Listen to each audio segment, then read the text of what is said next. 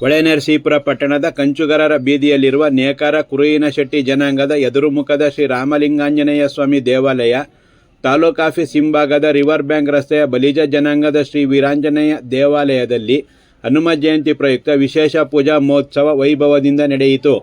ದೇವಾಲಯಗಳಲ್ಲಿ ಶ್ರೀ ಸ್ವಾಮಿಯ ಮೂಲ ಮೂರ್ತಿಗೆ ಪಂಚಾಮೃತ ಅಭಿಷೇಕ, ಫಲಾಮೃತ ಅಭಿಷೇಕ, ವಿಶೇಷ ಪುಷ್ಪಾಲಂಕಾರ ಸೇವೆ ನೆರವೇರಿಸಲಾಯಿತು.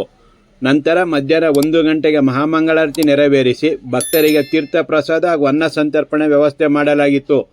ಬಲಿಜ ಜನಾಂಗದ ಶ್ರೀ ವೀರಾಂಜನೇಯ ದೇವಾಲಯದಲ್ಲಿ ಹಿರಿಯ ಅರ್ಚಕರಾದ ಎಚ್.ವಿ. ಸುಜಯ್ ಕುಮಾರ್ ಹಾಗೂ ಶ್ರೀನಿವಾಸ್ ಆಚಾರ್ ಮತ್ತು ಎದುರುಮುಖದ ಶ್ರೀ ರಾಮಲಿಂಗಾಂಜನೇಯ ಸ್ವಾಮಿ ದೇವಾಲಯದಲ್ಲಿ ಹಿರಿಯ ಅರ್ಚಕರಾದ ಸುಬ್ರಹ್ಮಣ್ಯ, ಸುಧಾಕರ ಹಾಗೂ ಫಣಿಕುಮಾರ್ ಪೂಜಾ ಕೈಂಕರ್ಯ ನೆರವೇರಿಸಿದರು.